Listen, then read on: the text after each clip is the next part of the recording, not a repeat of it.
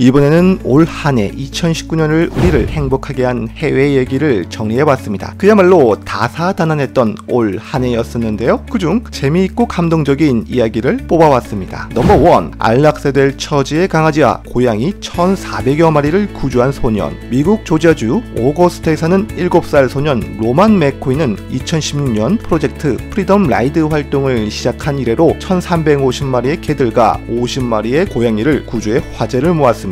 이 프로젝트 프리덤 라이드는 텍사스에 기반을 두고 안락사 위기에 처한 애완동물을 입양 보내는 일을 하는 동물권 단체입니다. 로마는 어머니 제니퍼 맥콘과 함께 활동을 하고 있는데, 로마는 이러한 이타적 봉사활동을 불과 4살의 나이에 시작했습니다. 로만의 이와 같은 활동은 방송국 측의 눈에 띄었고, 곧이어 유명한 앨런 디제너리스 쇼에도 출연하게 되었습니다. 이 쇼의 진행자 앨런은 방송 중에 로만의 활동을 위해 $20,000를 선물로 모금했습니다. 로마는 2019년 저의 소망은 조지아나 텍사스에 최대한 많은 개들을 입양 보내도록 하는 일입니다. 그리고 애완견들은 사육장보다 훌륭한 곳에서 자랄 권리가 있기 때문에 애완동물 구조 활동에 적극 참여할 생각이라고 말했습니다. 참 대단하지요. 안락사 위기에 처한 많은 동물을 구해낸 소년, 앞으로도 복 많이 받기를 바랍니다. 넘버 2. 200만 그루의 나무를 심은 브라질 부부. 그리고 20년 후. 이 이야기는 브라질 1994년 유명한 사진작가 세바스티앙 리베이루 살가도가 르완다에서 일어난 대량 학살을 다룬 충격적인 사진을 찍다가 막 집으로 돌아왔을 때 시작되었습니다. 살가도는 차마에서 회복할 방법을 찾아 브라질 미나스제라이스 지역에 위치한 숲으로 시선을 돌렸습니다. 그러나 놀랍게도 그곳에서 본 것은 그를 더욱 망연자실케 했는데요. 한때 울창한 푸른 숲이었던 것이 심하게 훼손된 풍경으로 변해버렸습니다. 무분별한 산림벌채로 인하여 야생동물이 그 지역에서 사라지게 되었죠. 살가도는 이 땅은 나만큼 아팠고 모든 것이 파괴되었다고 회상했습니다. 그러나 살가도의 아내 레리아는 포기하지 말고 죽은 숲을 다시 심는 아이디어를 생각해냈습니다. 그렇게 살가도는 환경단체의 도움을 받아 부부는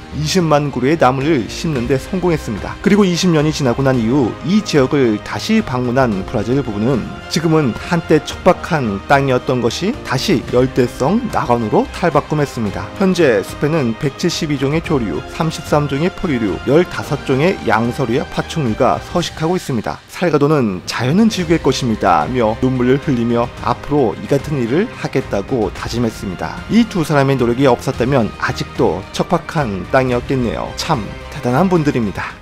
넘버 3. 아우슈비츠 나치의 대학살 생존 할머니가 104번째 생일을 맞이한 이야기입니다. 홀로코스트는 제2차 세계대전 중 나치가 자행한 유대인 대학살로 20세기 인류 최대의 치욕적인 사건 중 하나로 꼽히는데요. 현재 이스라엘 예루살렘에 사는 쇼사나 오비치는 74년 전 아우슈비츠 대학살 당시 살아남은 생존자로 학살 때 나치에 의해 어머니를 잃은 희생자 가족입니다. 끔찍한 학살에서 살아남은 이 할머니는 104세의 생일을 앞두고 자녀들에게 유일하게 원하는 것은 모든 자손이 한자리에 모이는 것이라고 밝혀 화제가 되었고, 이에 자손들은 오비치 할머니의 소원을 들어주기 위해 모두 한자리에 모였고 그 수는 약 400명에 달했습니다. 오비치 할머니의 장손녀는 할머니의 생일 파티를 위해 자손을 한자리에 모으는 것은 쉽지 않았다며 단 한 번도 가족의 정확한 숫자를 파악한 적이 없었다면서, 하지만 할머니는 자녀와 손자, 그 손자의 자녀인 증손자까지 모두 한자리에서 보길 원하셨다고 전했습니다. 이어 우리 가족은 할머니와 할아버지의 여러 가족에게 연락을 취하기 시작했다. 전화번호를 모를 경우 이메일을 보내기도 했다. 중요한 것은 가능한 많은 가족을 한자리에 모으는 것이었다고 했습니다. 가족들의 노력 끝에 할머니는 104세의 생일을 약 400명의 자손과 함께 보낼 수 있게 되었습니다. 얼굴을 알아보기 힘들 정도로 촘촘하게 선 가족들의 모습을 담은 기념사진도 촬영했습니다. 할머니의 마지막 소원인 후손들을 보는 것, 그리고 이 할머니를 위해 모인 400명, 참 감동적입니다.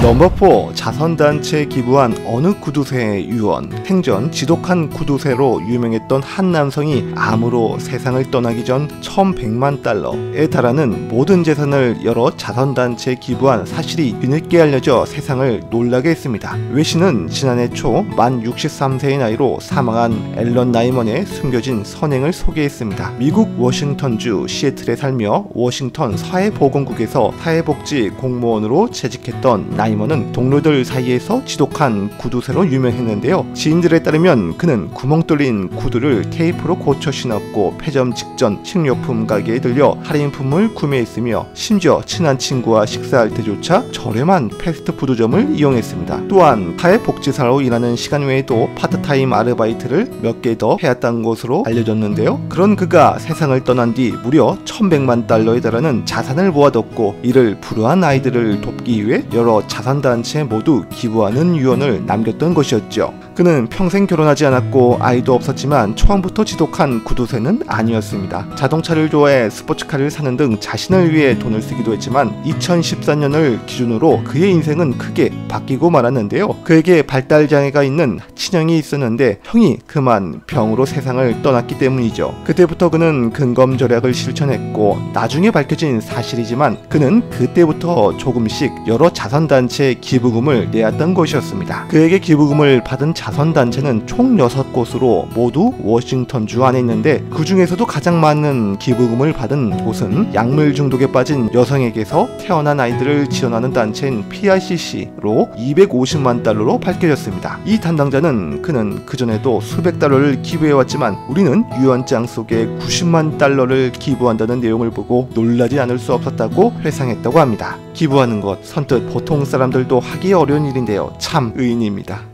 넘버 5. 히말라야 또돌이개 7000m 등반하다. 세계의 지붕인 히말라야 산맥에 사는 또돌이개 한 마리가 높이 1729m에 달하는 험준한 발운체를 정복한 사연이 화제가 되었습니다. 영국 텔레그래프 등 해외 언론은 미국 히말라야 등반팀을 따라 산악인도 오르기 힘든 발운체 정상에 오른 경공 메라의 소식을 보도했는데요. 믿기 힘든 사연은 당시 미국 시애틀 출신의 산악 가이드 돈 워버스키는 30여 명의 등반대를 이끌고 발운체를 등정하기에 앞서 메라피크에 오른 후 하산 중이었는데요. 이때 암컷개 한 마리가 등반대에게 다가갔고 당시 높이는 해발 약 5300m로 이름도 나이도 알 수 없는 개의 등장에 등반대원들은 먹을 것으로 유혹하며 관심을 끌려했지만 개는 곧바로 워거스키에게 다가가 꼬리를 흔들었습니다. 이에 워거스키는 개에게 봉우리의 이름을 따 메라라는 이름을 붙여주고 일정을 함께 했는데요. 이때부터 메라는 등반대를 졸졸 따라다녔지만 개에게도 사람에게도 히말라야 등정은 어려운 일이었습니다. 특히 등반대의 다음 일정은 발운체 등정이었지만 놀랍게도 메라는 3주간 동행한 끝에 지난해 12월 9일 7000m급 발운체 정상에 역사적인 앞발을 찍었습니다.